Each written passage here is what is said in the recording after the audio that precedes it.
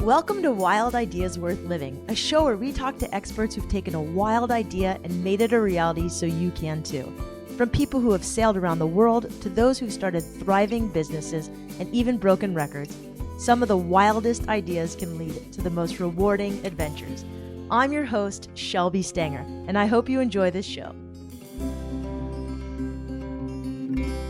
This is episode 33 with Hike It Baby founder, Shanti Hodges. This episode was brought to you by Danner. Since 1932, Danner has been crafting high-quality, durable boots built to endure the harshest climates. I wore Danner boots hiking all over Yosemite, and they held up great and looked amazing. One of their best new styles is the Mountain 600. Danner partnered with Vibram to create a classically styled shoe with lightweight innovation and extreme durability. I also love the Mountain Light Cascade. It's the boot worn for the movie Wild, which documents Cheryl Strayed's epic journey along the Pacific Crest Trail. Danner makes boots for the U.S. military, and since the 1930s, they've proudly made boots in the USA and their Oregon factory.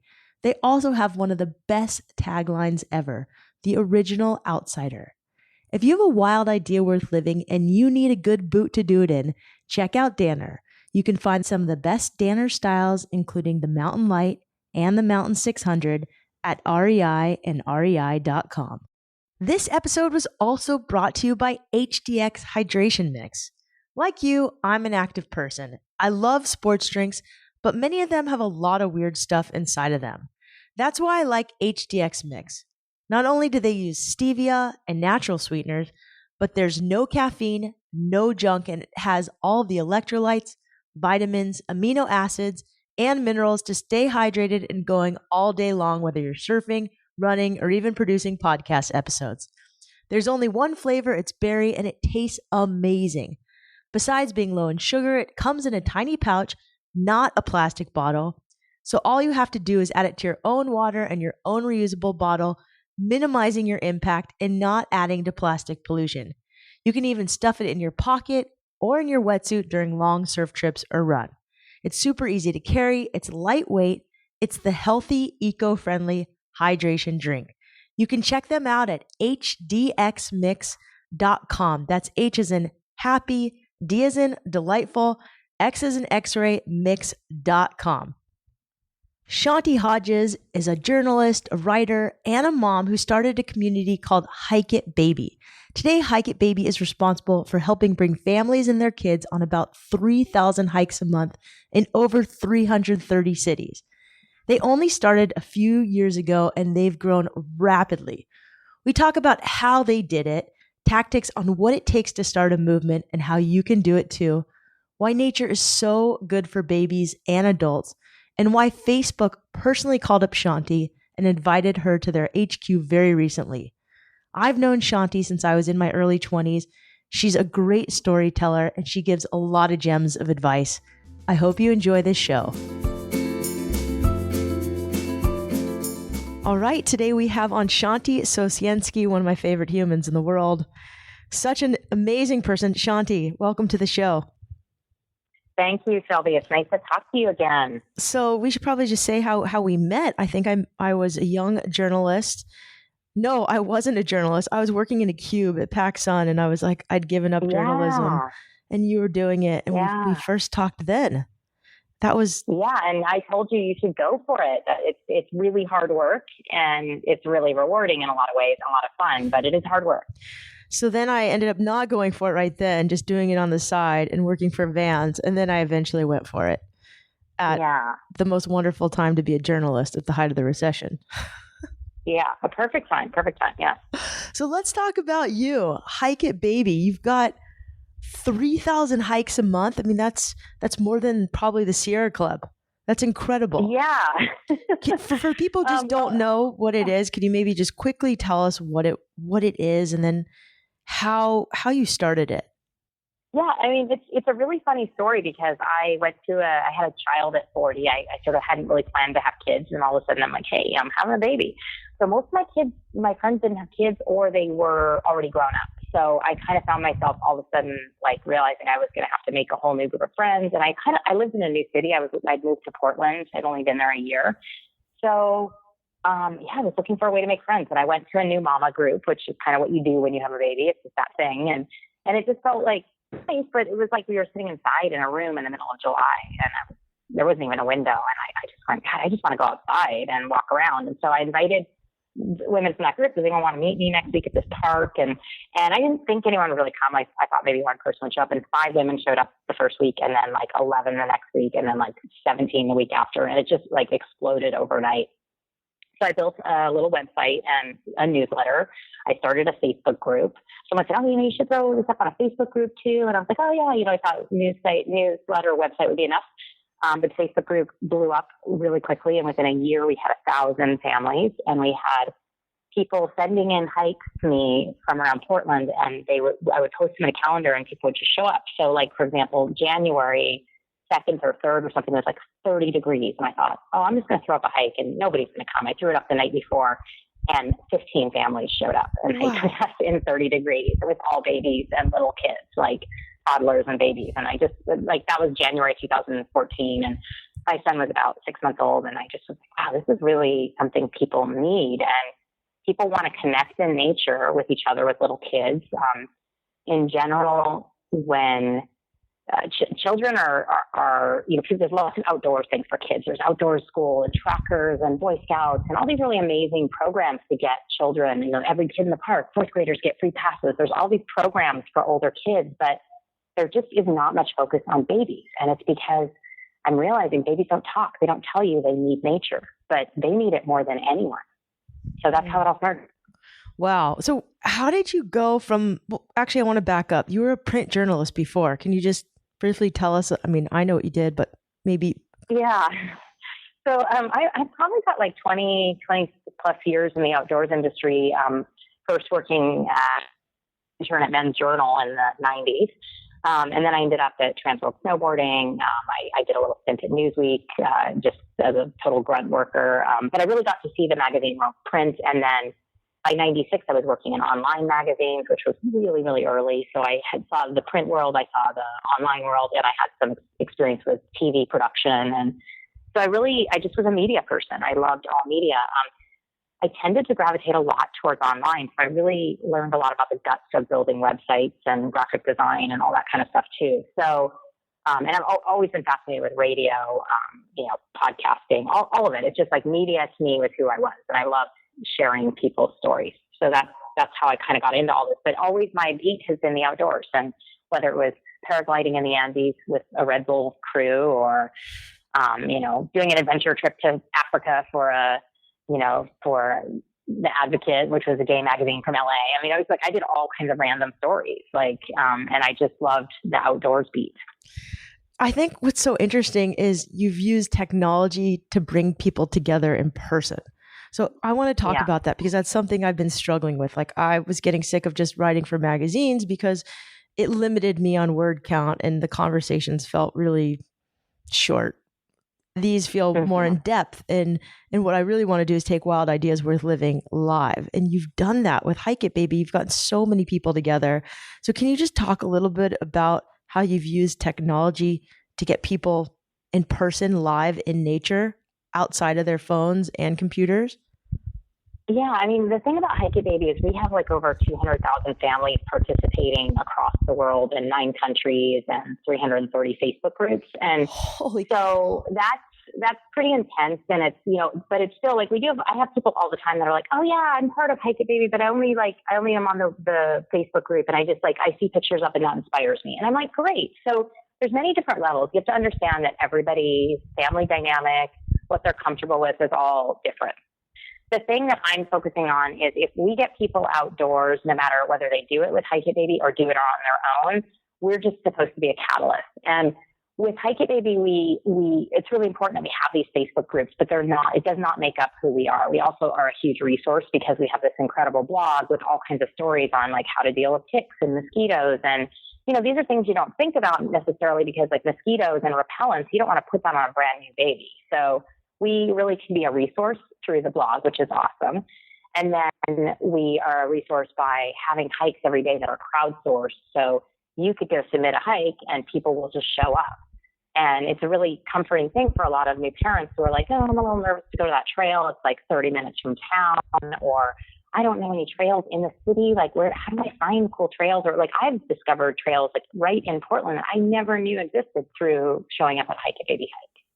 So we're trying to pull people together in the real world because there is so much online right now. So, everyone's so focused on, did people like my cool outdoorsy Instagram photo? And that's not real. That is not real. Like, real is showing up at a hike when your kid threw up all over you and then spilled a smoothie on you and you're like totally disgusting and you're a hot mess. And then you show up and you see people and they're exactly the same hot mess as you. Or they've got like, hey, I've got a bunch of wipes in my car. I'll clean you up and then let's go for a hike. And then you feel so much better. So at the end of the day, 1,000 Instagram likes will not make you happy or a better person or change your life. But showing up in person and finding really cool people to get outside with will not only change you, but also your child.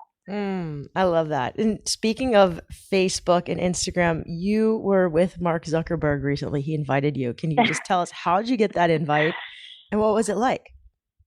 Yeah, that was nuts. So like there was this little thing on Facebook that said Facebook Community Summit coming up in like a couple months, apply here. And I was like, yeah, right. Like there's 62 million Facebook groups in the world. And so I decided to put up that, or to just put an application in, thinking out whatever. And I asked all my Hike It Baby crew, like, I'm like, just, hey, we have 600 branch ambassadors all over the world that are all volunteers for Hike It Baby. And so I asked everyone, like, hey, who knows, maybe Hike It Baby will get into this. And I didn't think anything of it, but they got so many submissions from us, like hundreds, that they called us up and I ended up on the phone with them. And they were like, tell us about what you guys are doing. This is insane. Like, we got like 150 or 200 like submissions from you guys. Like, there's no other group that wrote us like with 250 submissions. Like, how are you guys using Facebook? And so I talked to them on the phone and I was like, yeah, so I'll just send someone from my team to come to this thing. And they're like, no, we really think you should come. And I'm like, oh, yeah, I'm pretty busy right now. I'm writing a book. I have to run this huge organization. It's a huge nonprofit. And they're like, no, we really think you should come. And I'm like, okay. So I decided to go, and two other of my admins went with me to help manage a lot of the branches. So we all met up in Chicago, and they put us up for 48 hours, or a little bit more than 48 hours, almost 2.5 days. And we just got to know Facebook, and we got to meet really their executive staff and talk to them. And we were one of 120 groups that were everything from like a group that does fancy nail art to a group that's women from Africa, from all over the world, like I think from Nigeria. I'm sorry if Lola, I'm saying this wrong because she's probably going to listen to this. But they're women and talking about their experience living outside of their country and supporting each other. So there's like all these different groups. There was a group called Girls Love to Travel that was like 300,000 women from around the world joining it and helping each other travel solo around the world. It was amazing. So we got there and they just did all these. So Mark Zuckerberg came out and like he talked to us, and we were in a room of like 300 people, and he talked to us about what Facebook's trying to do and how Facebook's direction is now going to be all about how to build community and like use Facebook groups to build stronger, real in life person communities to support each other. So that was really exciting. And I'm still in conversations with them, which is awesome, which we're helping build out these tools so that groups like ours, movements, can build stronger through Facebook. But I've also had to point out to them that our website is a really critical part of who we are because it ties all of our pieces together. It glues all of our communities all across the country and all across the world together. It also is a revenue stream for us because we charge a $10 a year membership. And that helps us keep the organization going because we have many other things we want to do beyond just our Facebook groups. That's a very small piece of who we are as an organization. So that's incredible, Shanti. So how many people are involved in Hike It Baby today? About, what was that number? We're not sure. I mean, we have 40,000 people registered with us. But, as I said, there's a $10 membership, and we clearly know because we have not made $10 per person for 40,000. A lot of people you can come in for free if you just don't want to pay it. And there's a free option to just like, I don't want to pay it. So we have about 40,000 families registered with us that, we communicate with, and it grows daily. So I think we add a few thousand, maybe 1,000 people a month or so. And so I don't really know. We have a new tool on our website, which is allowing people to check in, so we can actually start seeing exactly how many boots are on the trail every day in our world. I have a goal of getting 1 million families on trail by 2020 that are registered with us and hiking or inspired by us and out with us. So, we have 200,000 families registered with us through Facebook and 40,000 through our website. So it's a lot. And we're reaching out to them. We have an awesome open rate on our newsletter because we're putting out so many interesting articles that are so, relating to people with young children. So it's just different content than what's out there right now. That's amazing. So if your kid is over 5, can you still come or no? Yeah, totally. So that's the thing. Hike It Baby is the entry point to getting you outside. So whatever that means, if your kids are 6, you can post hey, I have a 6-year-old, but I love this platform. I'd love to get people with 6-year-olds together, or I have a 6-year-old and a newborn. So that happens a lot. A lot of times we ask if you have older kids to have them lead the hikes, to have them be the guide and pick the trail. Cool. So my 8-year-old loves Tryon Creek and the suspended bridge. We're going to go do it. Toddlers welcome, baby wearing welcome, but I have a 8-year-old. So, we're really open to just helping people find nature together. So, it is amazing how much you've grown this. How did you do it? What were the 3 things you did to really take it from, those few moms who showed up at that first hike to the 40,000 that show up all over the world today? What were some of the tactics?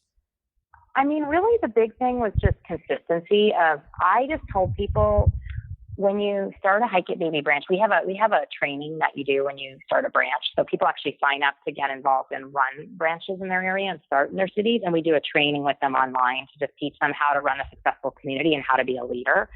And that's the important part is a big thing is just be consistent, have one hike a week in your town that you do every week. So everyone can expect Wednesday at 10 a.m. there's going to be a hike in their town. And then someone also go, oh, I can't do Wednesdays. Can I put one up for Tuesday? And so it's just creating that consistency of something always happening that's really consistent that people can just put in their schedule, like library hour or swim lessons or soccer. But I guess, was there a tipping point where it just all of a sudden? Oh, yeah. What was that tipping point? Yeah, I think in the last few months, we've seen the tipping point where it's just it just hit critical mass where it was in so many cities that now when I hand someone a card, I'll be in an airport. I was just flying from Vancouver and, or from Victoria, and I'll hand someone a card in an airport and they're like, oh yeah, I'm part of Hike It Baby in XYZ city. And I'm like, no way. Or I was on trail in Utah, hiking at Moab or at Arches, and I'm hiking up to Delicate Arch and I hand someone a card and that has a baby, and they're like, oh no, I'm part of Hike It Baby Seattle. And I'm like, no way, that's so cool. So I took a picture with them, and then I'm walking along and I see another couple people, and they're like, oh yeah, we're part of Hike It Baby in XYZ city. And I'm like, no way.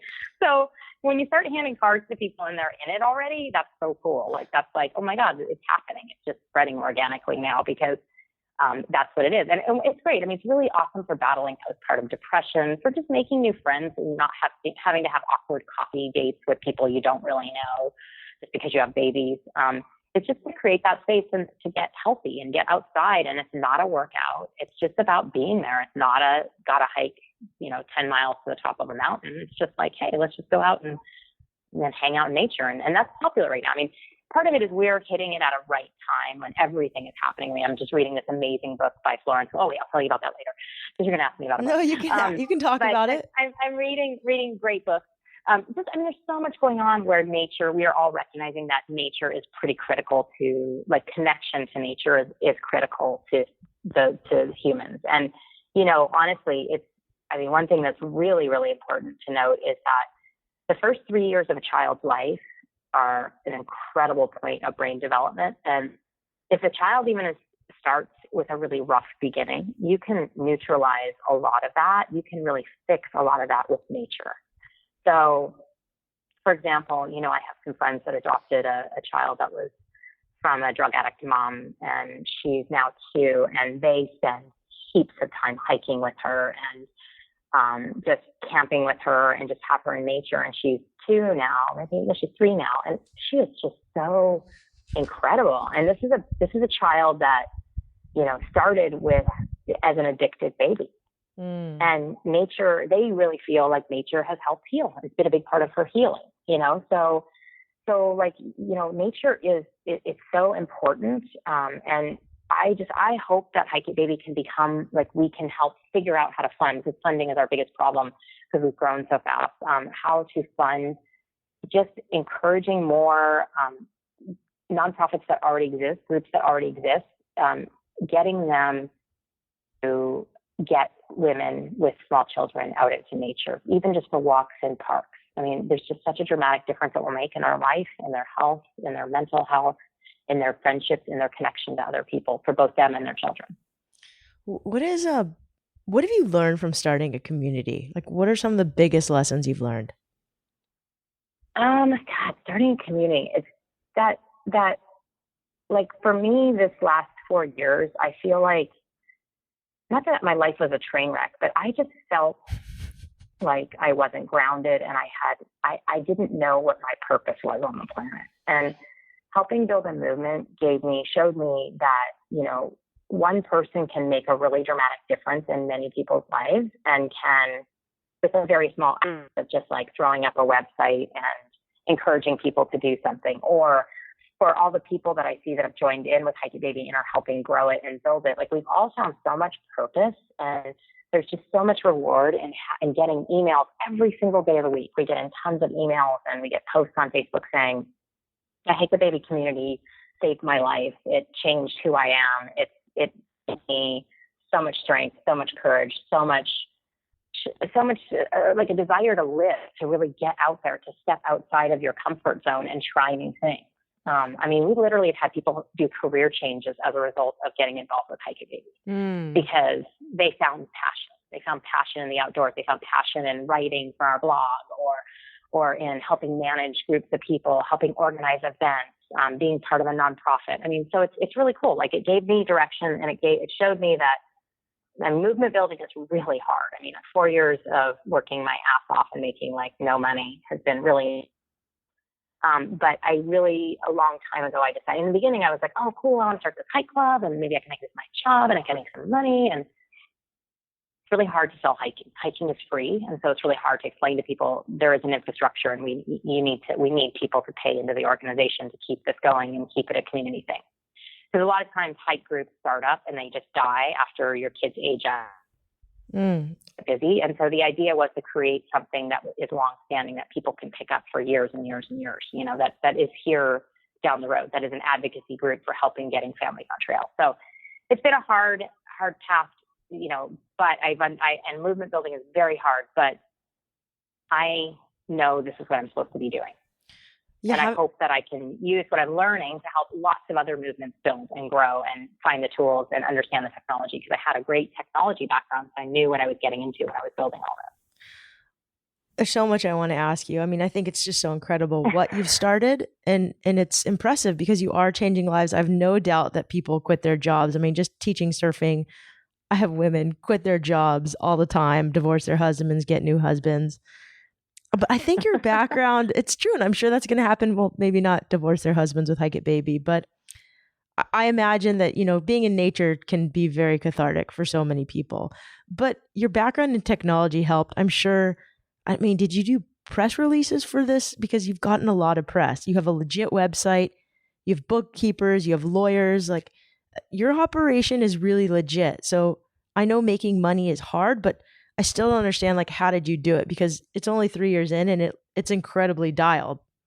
Yeah, I mean, because we have so many volunteers and so many people that understand that we're all not doing this to make money. I mean, literally, I make $12 an hour, so that's what I make, and that's a really painful after going from $80 to $100 an hour for most of my jobs, and or writing a magazine article for $3,000, and then I'm like, yeah, I did that 6 blogs for free.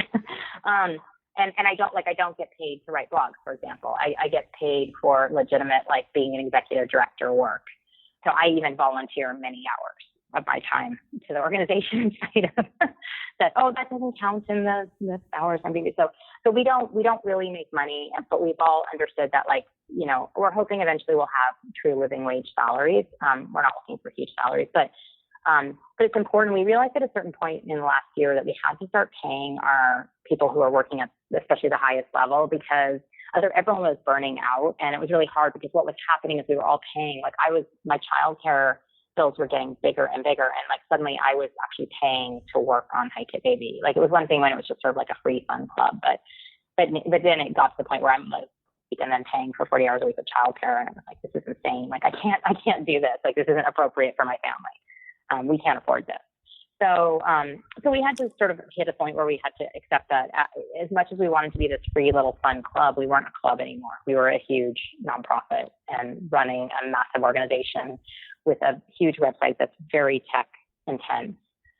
A lot of people don't understand what that means, but our website, we're working on gathering data that can be used to really figure out how to build parks that are safe and open for young families. Because, things that you don't think about, like a new mom that's just had a baby 3 weeks or a month or 2 months ago, she can't walk a mile into the park to sit at a nursing bench and nurse her kid. Like, a mile is probably too far for her. She's exhausted. She's just like pumped out a baby. It's like you got the Grand Canyon between your legs there now. It's exhausting.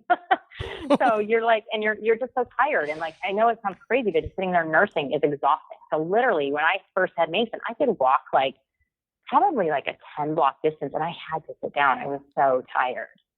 And then he would start crying, and then I'd have to nurse, and then I was all awkward because I didn't know how to do that. So then I had to sit down and sit somewhere, and you can sit on the ground or sit on a stump, but like, it's really nice if there's a bench right there.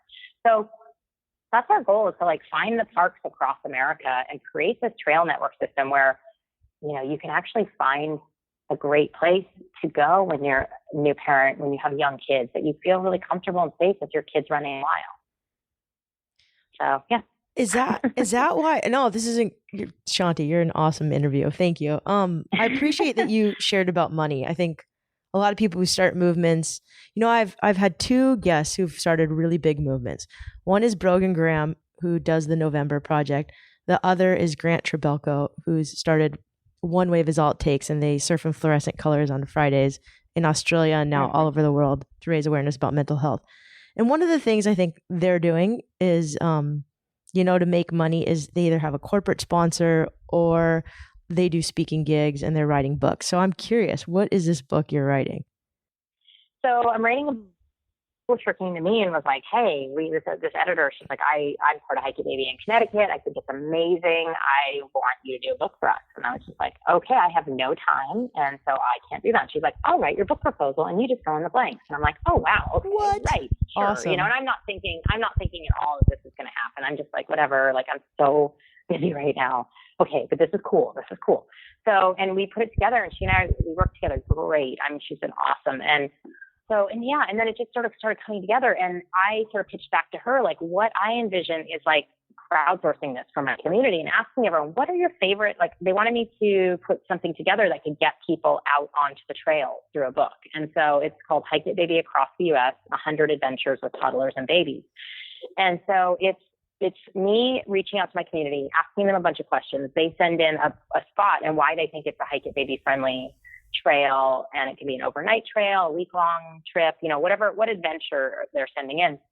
And I've gotten some pretty off-the-wall ones that I'm like, yeah, it's not really like, hey, here's a water park, and da-da-da. I'm like, no. Which is, I know that's what they love doing, and maybe they're in a really hot place and water parks are great, but that's like, this needs to still have a sense of adventure and a sense of like taking you out of civilization where everything is kind of manicured and perfect and stuff. Not that, you go into national parks and they can be pretty manicured, but I remember hiking at Rocky Mountain, and like my husband and I were laughing about like just that there was perfect stones lining every path, where it's like, well, I guess we're in nature, but I mean, it is. You're still out there, and you do have to take a bear locker when you go out in backcountry because you could get eaten by a bear.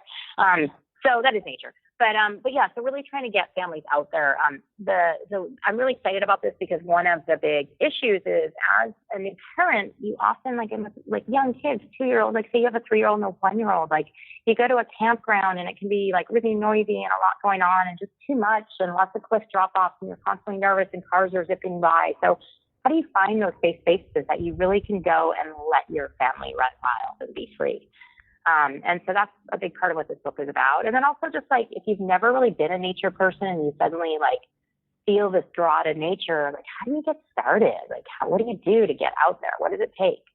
And so just, some little tip stuff, but mainly just this guide that it's been put together by Hike It Baby families telling me their favorite adventures, and then me putting together the the picking through them, doing further research on them, and then writing up these adventures, and then crediting those families and being like, this hike was submitted by the XYZ family of San Francisco. Cool.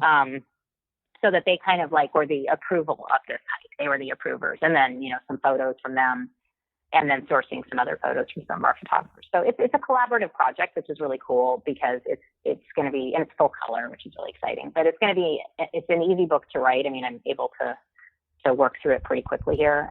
And it'll be out May 2018. Wow. You've written a book before, though. We're talking about it. Yeah, it's easy. No, I mean, I have, but this is really different. This feels really close to my heart and, and feels really usable for me. Like, I'm actually reading these pitches, like these pieces that come in, or they're not even pieces. They send me, like, I have them fill out a questionnaire. I'm reading them and I'm like, and I start Googling the place. I'm like, I want to go there. I want to go there. I want to go there. And so, like, I'm discovering all these places as well, which is so exciting. So now I'm actually hoping next year that I can do a 3-month trip in an RV, looking for an RV sponsor, in an RV with my husband and child, my son, and we are going to travel around to a bunch of these locations and actually do book readings in those places, in the parks and the trails, and invite Hike It Baby families and beyond and to come join us as we're out there. So I'm excited. A van, or does it have to be an RV? It could be a van. No, we're down with whatever. We're super flexible. My husband and I are like, we've often talked about just like, we don't want to do van life, but we've often talked about like, what if we just sold everything right now and just kind of like moved into a van or, traveled around. We have so many friends all across the country. Sometimes I feel like we could literally live from city to city, no problem, just like hanging out with people for a month. And our families live all over the place too. So, that's the other thing with Hike It Baby that's been awesome is I've actually, last year I did 30 hikes in 30 days in 16 cities and traveled around with Mason. And it was amazing. And I stopped and stayed in, literally, I had a truck with a camper on it, and Mason and I did it solo, and we would like stay in people's driveways all across. We went through Colorado, Wyoming, we were in Utah, we were everywhere. We were all over California, Oregon, Washington, Idaho. And we were like, and we would have you in rooms at their houses. And Mason's like, no, I want to sleep in the truck. That's my home.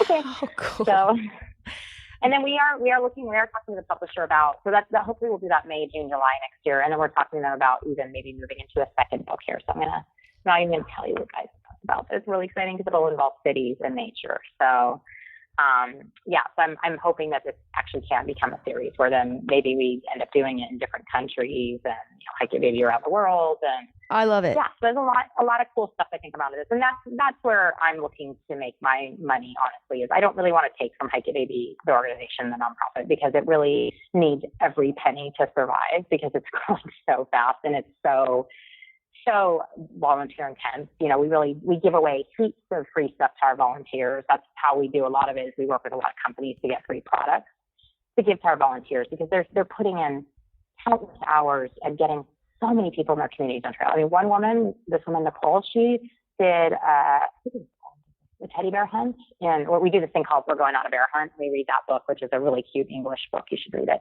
And it's about going and finding a bear in a cave and like the family going over things and under things and through forests and, going on a bear hunt. So we do a bear hunt and then we hide 200 teddy bears or so in the woods and have kids go find them. And Nicole had 250 families show up. Or maybe it was 250. It was a lot for a bear hunt in Charleston. So, I mean, that's the kind of stuff we're doing where we're bringing hundreds of people together for these really fun outdoor adventures. And we do scavenger hunts. We try and not make everything too gimmicky, but it is fun to do the occasional scavenger hunt or, some kind of thing that'll really get a toddler excited about discovering nature. That sounds so fun. And I'm just, unfortunately, in my mind, because I don't have kids, is thinking like, how cool would that be for adults? And then you like hide glasses of wine or I don't know. That's where totally could. That's where my mind went. So here's what we did with adults. So we in Portland, everyone's really into beer.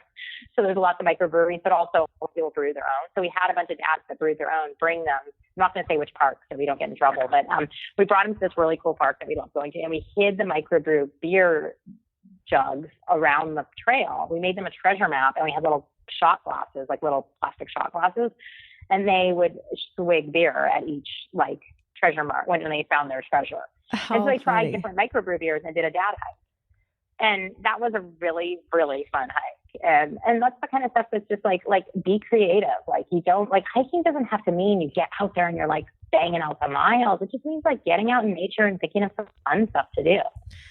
So if people are, not into nature, what are some tactics that they can take to start getting more into nature now? Like, what do you tell people who are just full city slickers?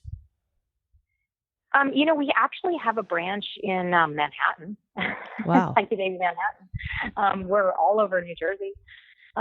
So we are in a lot of cities. We haven't been that successful in Chicago or LA, I think just because they're such huge cities and it's so hard to negotiate and get around them. But even still, we encourage people like Manhattan, like meet in a park and just hang out. Read books like on a rainy, crappy day in the middle of the winter in Oregon. It's not that awesome to go hike in like a major torrential downpour. We do it. If you're really not feeling it that day, meet up in a coffee shop and bring cool nature books to read to the kids. Like nature can start in small ways and small doses. It doesn't have to be, going on a huge adventure. So, we really look at Hike It Baby. We redesigned what hike means. Hike means getting out into nature with your kids or helping and introduce nature to your kids. So that's what Hike It Baby is about. I could see how LA would be hard just because it's really hard to drive to hikes. I mean, you could do beach walks pretty easily, but yeah, it's a different market. So Julia, who was running Hike It Baby in LA, she was one of the very first branches to start up because she was a friend of mine on Facebook and she saw it and she's like, Shanti, this is so awesome. I have a kid, my kid's a year and a half older than your kid, but this is amazing. So she started with her 2-year-old. And at that point, Hike It Baby was really like a bunch of people with 6 months old. And I was like, yeah, go for it. And she was leading hikes in the Venice canals. And they were awesome. And I know the Venice canals really well. And that is amazing. Like, there's so much to be had in nature. And that's the thing. Like, nature to a 2-year-old is really different than to us. Like, just a few weeks ago, I was in Vancouver, BC, with my son Mason and my husband. We're walking down the street and Mason just dead stopped in the street and he wouldn't move. And I was like, what the heck? We're on the sidewalk and I'm just like, we got to go. We got to get home. I'm hungry. Let's go. And he just like stopped and he was mesmerized. And I look at what he's looking at and he's looking at this water fountain. And I'm just thinking like, okay, so it's a water fountain. Yay, let's go. He's like, Mommy, he's like, look at the beautiful waterfall.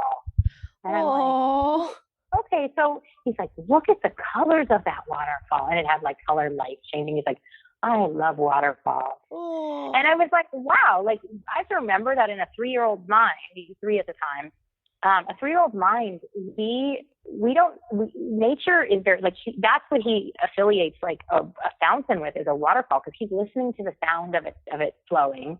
He's looking at water spilling down. And so nature is all around you if you stop. And in that same city in Vancouver, a few days later, I was thinking about that. And I was walking to this conference, which was called the Children in Nature Network Conference. So it's all about getting children into nature. And so it was really amazing. I'm walking to the conference and I was alone at that point. And I just paused on the street because there was this huge fountain again. And I thought about that experience I'd had with Mason the day before. And the fountain was set up where you could actually step out onto this little spot. And I stepped out onto it and closed my eyes and there was just water rushing all around me. And it blocked, the way they had it set up, it blocks out all the sound of the city. And you feel like you're in the middle of a waterfall. And I'm just like, wow, this is so crazy. Like I'm in the middle of like a huge city with sirens and cars and things zipping by me. And I'm standing in the middle of a waterfall. And so nature is everywhere if you take a moment to just slow down and look for it. That's so cool. Mason sounds like the best kid. A few weeks ago when we had our pre-call, you talked to me about being a mom and how it's just made you such an incredible person because you have this other little person to think about. So I practiced the other day. I was like, okay, I'm going to imagine my life if I had a kid. And I just was like, wow, there's a lot of things I do that I wouldn't do if there was a little kid in the room. This probably sounds really weird on the podcast.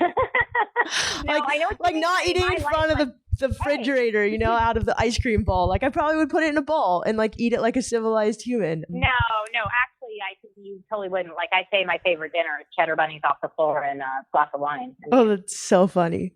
No, but it's great. I mean, you've become. It's just awesome to see you. What have you learned? I guess what are 3 things you've learned from being a mom that's really changed your life? Oh man, that just your patience gets tested. Wow, like you just have to breathe a lot and like just put yourself in check, because it's so easy to just be like, oh my God, I'm going to strangle you, child. It's really intense to how, you have this little human that's like, no, we're going to do it this way. And you're like, no, we're going to do it this way. And they're like, it's hard. So you really learn a lot of patience. You really learn a lot. You start caring a lot more about the planet. You care more about your impact, what you're showing. You see your child repeat things you do, and you're like, oh, that's not good. Like, that, why did he throw that piece of paper down? Did I do something where I threw something down and it gave him, you start thinking a lot more about the world. So I think you gain a huge awareness. And like for me, I just became a kinder person. Like, I just feel like, I don't know. I like myself so much more now as a person with a child. Like, I've literally reached out to people and apologized to them for just horrendous behavior in my past, because I was just like, I did not have any self-awareness. And a lot, so I think a lot of that came from having a child and just really, so that's that. And I think you just learn more about yourself, more about the planet, and more about your relationships with other people. I have so much respect for all the moms out there in the world. Do you have any routines, rituals, things that you do just to make life easier, go more smoothly, that you do every day? Yeah. I mean, whenever I want to go on a hike, you have to be really careful to or do something the next day with your kids, set everything else up the night before. No matter how exhausted I am, I will literally set my alarm for 1 a.m, wake up, do those things, and go back to bed if I fall asleep with Mason or something, because you have to be ready for whatever's going to come the next day. Because for sure, if you have an 8 a.m., 9 a.m. hike planned, for sure he's going to totally have a giant poop blowout, and you're going to be covered in poop. And I would say the S word, but I don't know if you use that. And you're sitting there head to toe in poop, and you're like, oh, I didn't pack the car. Oh, just forget it. But if your car is packed, you're like, okay, I got to clean up poop, and then I have to, so you expect things to happen and go down. So you got to plan the night before. So that's the big thing. Get yourself ready early, because something will always go wrong. That's great advice. What about just advice on how you work? You mean work, how to do work when you have a kid? Yeah, or just how you get so much. I mean, you have a nonprofit. You work probably insane hours. A million hours.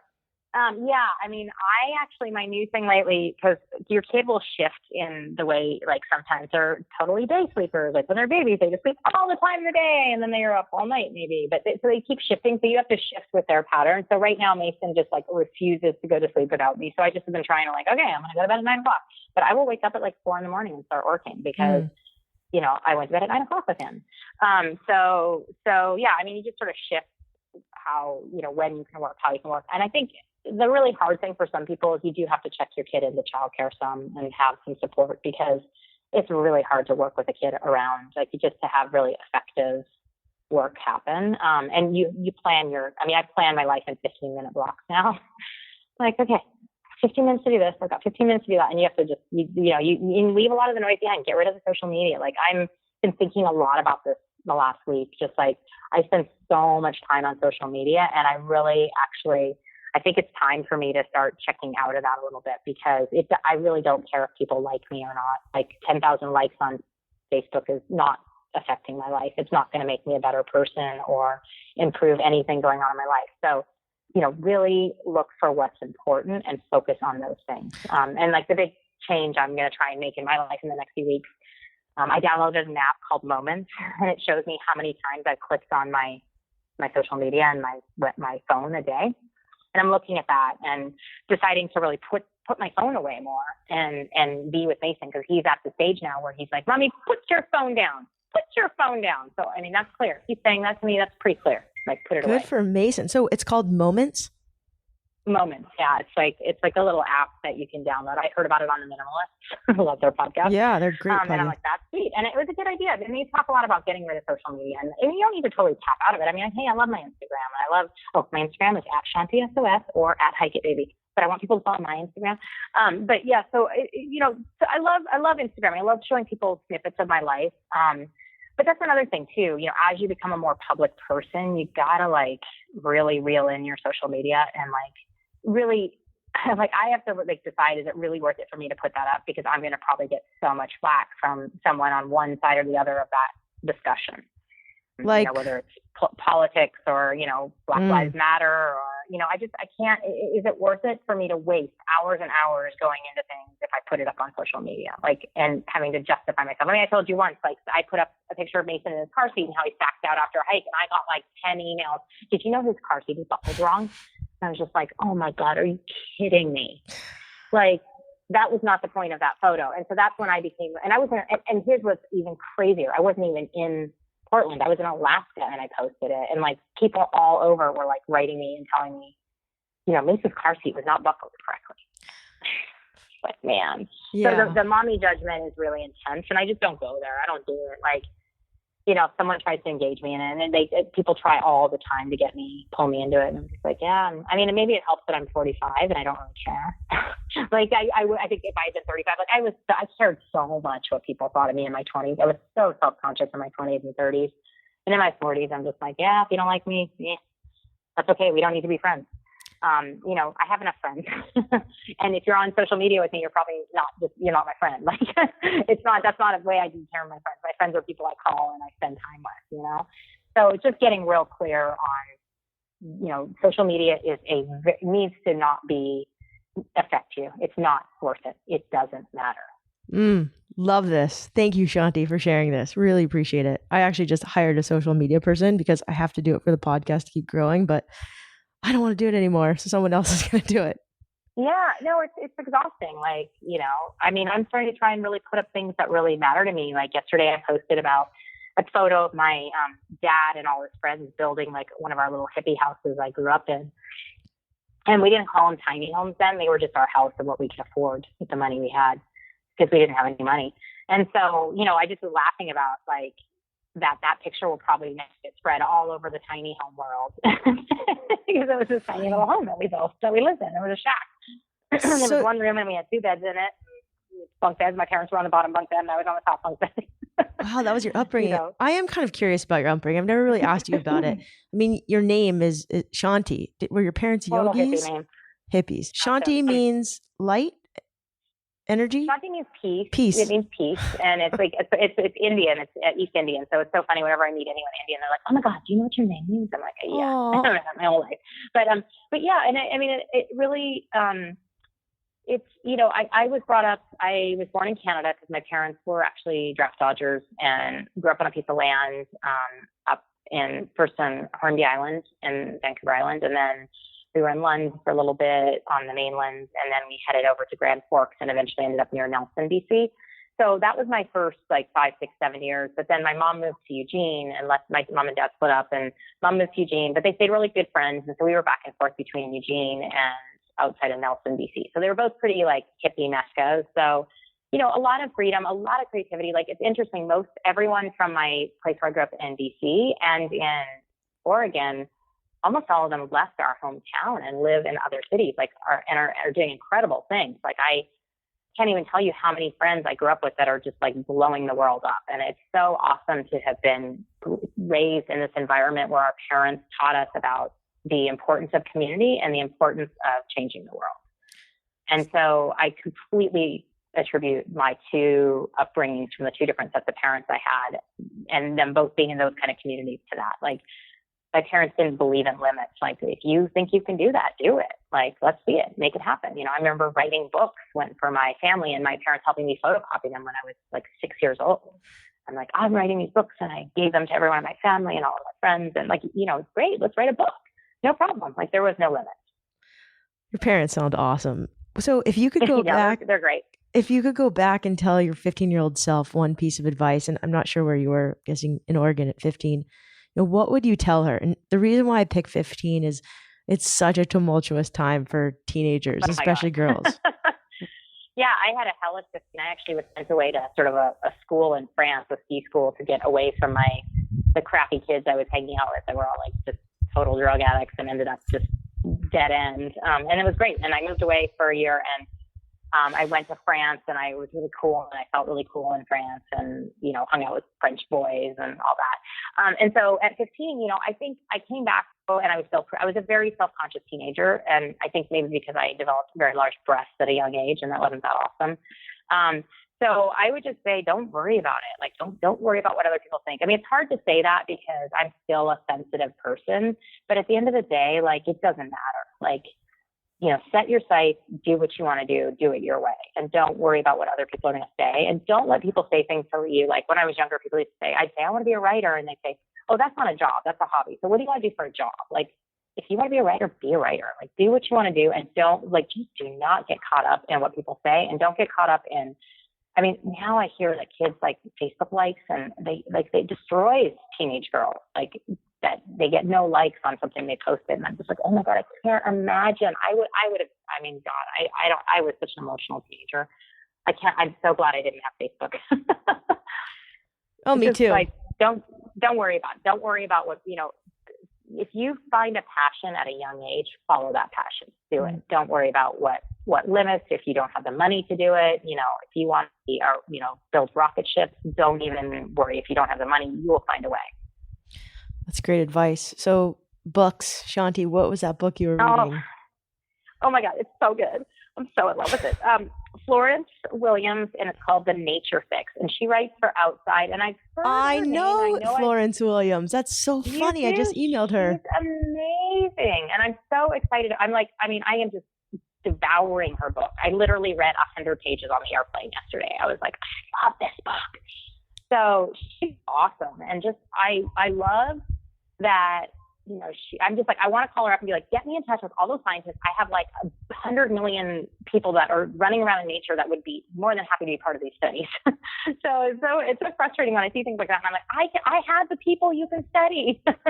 They're ready. They want to do it. So yes, she's awesome. So I'm really excited to be reading this book. And I'm actually hoping to interview her and do some pieces on her because I just love what I'm reading. And I'm actually even going to send this book out to a bunch of my friends because I'm like, this book is like what we've all been talking about. Like, stop, put your phone down, and go outside. Awesome. We're going to put a link to that in the show notes. We're going to put links to Hike It Baby, how you can get involved. Shanti, I want you to tell me, though, how can people get involved? What's the first thing they can do? Well, joining Hike It Baby, finding it in your city, joining the Facebook groups, but also I run a 3-day, 2-night festival called the Family Forest Fest, which is at familyforestfest.com. And that's a way to get out and camp with your kids and be in nature with us. And we do a festival of music and art and just creativity and bubbles and all kinds of fun stuff for kids. We have costumes and bike areas and, whatever a nature play area, whatever your kid is into, it's there. It's like, some people call it kind of like a baby Coachella. It's just really fun. We have speakers and so just looking for those experiences in your area where you can get out. And, I met someone from the East Coast yesterday or 2 days ago, and he was telling me like, oh, I have a new baby. And yeah, we haven't gone hiking since we've had a baby. We used to hike all the time. We haven't gone camping. And I'm just like, what? Like, why? And he's like, well, we have a baby. I'm like, your baby's like almost 2. That's not a baby. That's a kid, and that kid needs to get outside. So it's just funny how people, need to get out, just do it. And if it really feels overwhelming, just strap your baby on and go for a walk in your neighborhood. Is there a Hike It Baby club in San Diego? Yeah.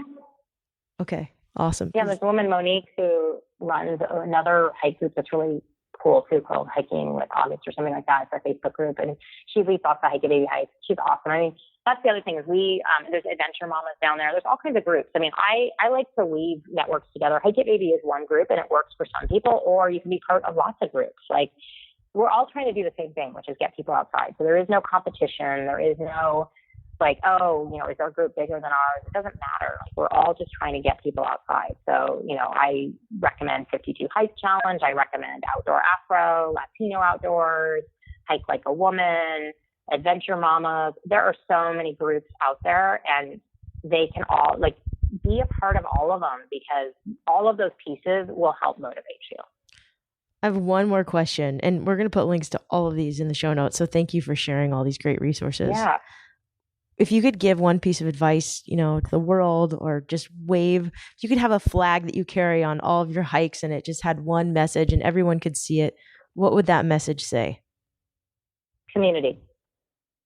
We need it more than ever now. It's time. However you need to find that community, find it, because, the world will not just take care of you just because you exist. Your community will. I love that. Shanti, thank you so much for coming on the show. We'll be able to find you somewhere at Outdoor Retailer. If you're in the area, come find us. Yeah, I'll be in the Backpacker booth hanging out. We have a great partnership with Backpacker. Everybody that signs up for Hike It Baby actually gets a free digital subscription to Backpacker. So, hey. And then we will also be, let's see where else. I'll be hanging out at the Deuter booth because they're one of our amazing partners. And Deuter has great backpacks and great frame carriers for kids.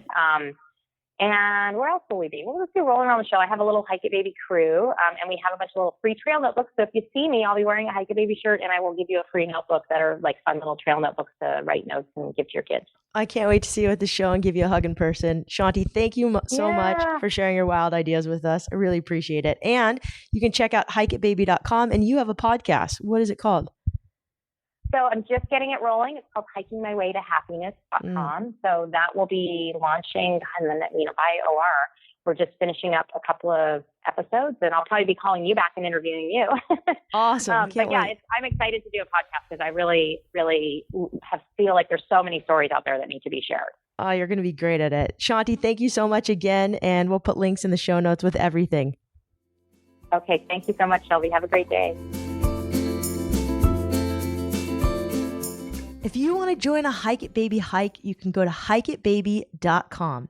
Shanti and I will also be in Utah at the Outdoor Retailer Show next week in Utah. If you want to catch us live in person, she'll be at the Backpacker booth. And on Wednesday, July 26th at 1 p.m., I'll be giving a talk on all the wild ideas on water. I'll be with wakeboard inventor Tony Finn and prone paddleboard icon Joe Bark. We'll be in the paddle section. We'll be having a great discussion live, and it should be a lot of fun. Thank you again for listening. Thank you for writing reviews on iTunes, and most of all, for sharing this show with friends. I love doing this podcast, and to keep going, we'd love your support. Like many great shows, we're supported partly by sponsors, but also by listeners. For the cost of a cup of coffee, you can make a donation.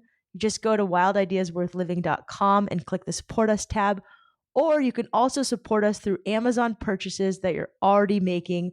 Amazon will just cut us a commission check at no expense to you just by clicking that link. Thank you again for listening. Wherever you are in the world, don't forget, some of the best adventures often happen when you follow your wildest ideas. We'll see you next week.